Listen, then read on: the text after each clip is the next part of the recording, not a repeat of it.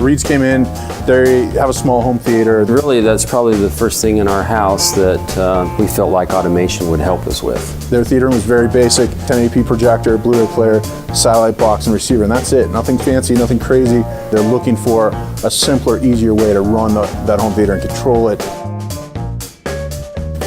We have 4 remotes. There's so many different remotes. One, of course, is for the projector. The other one is for Blu-ray player. One's for sound, one's for whatever. They were tired of 3 or 4 different remotes to turn it on, to turn volume, to go to a source. It didn't make a lot of sense. Tamara, my wife, is not able to... I cannot do any of that. As a matter of fact, she never used the theater room. Because it was a little convoluted. And she's looking for a solution that works for her and makes sense, and I handed her a remote and said, here, just hit the big red button. We also put a keypad in, so as soon as they walk into the room, they can hit a keypad and just fire it up and have it go directly to the Disney Channel, straight to the Blu-ray player, straight to Nickelodeon, or whatever it may be, but just to make it simple for everyone to use.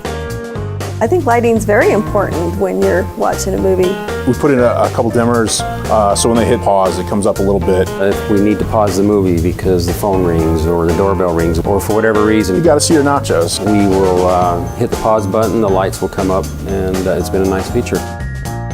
The Reeds could add more onto the house. Say they want to add some more lighting, say they want to add some outdoor lighting, or all of a sudden now they want to control their living room. It's the same remote. You can get them another one, set it up wherever in the house. I do this for a living, it's pretty cool.